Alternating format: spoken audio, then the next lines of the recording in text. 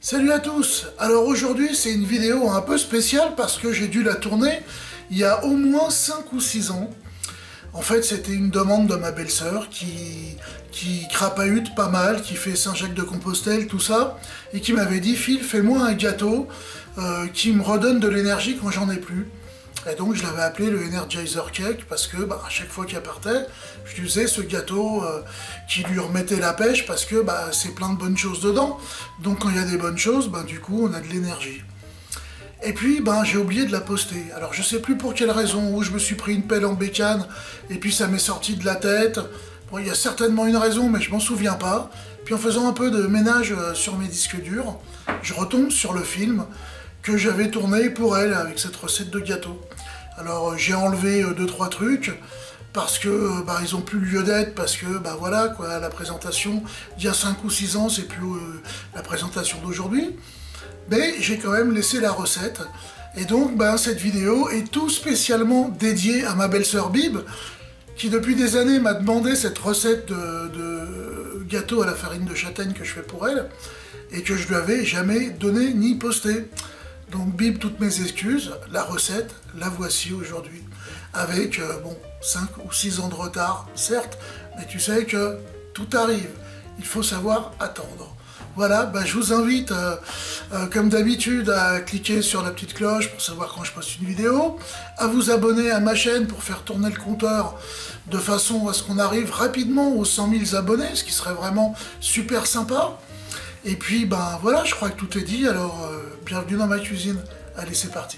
Pour réaliser ce cake à la farine de châtaigne, on va avoir besoin de 180 g de beurre qu'on va faire ramollir, de 200 g de farine de châtaigne, 100 g d'une farine complète, donc moi j'ai mis de la farine de blé intégrale type 150, 300 g de sucre, en l'occurrence là c'est du sucre de canne foncé.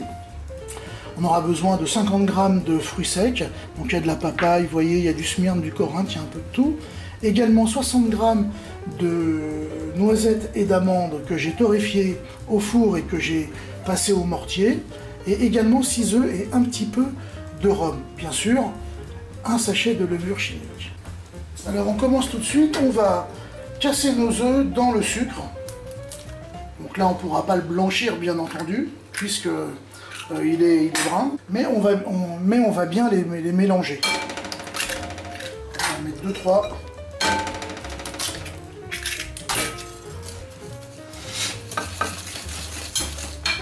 Et j'ajoute le reste.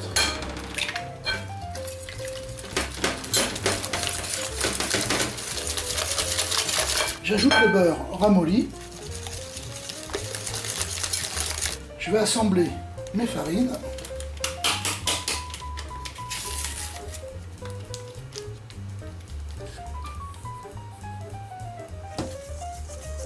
Maintenant, je vais verser la farine dans ma préparation.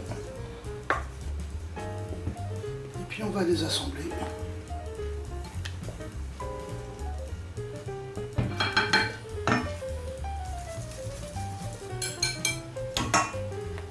J'ajoute 1 ou 2 bouchons de rhum, ça c'est suivant votre goût.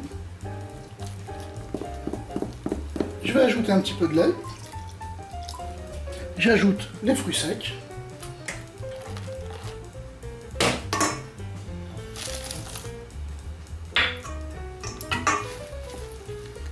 On va prendre des moules individuels, des petits moules à cake, on va garnir et puis on va partir au four pour une quarantaine de minutes à 180 degrés. Allez, on va garnir. C'est parti. Voilà, les cakes à la farine de châtaigne sont terminés.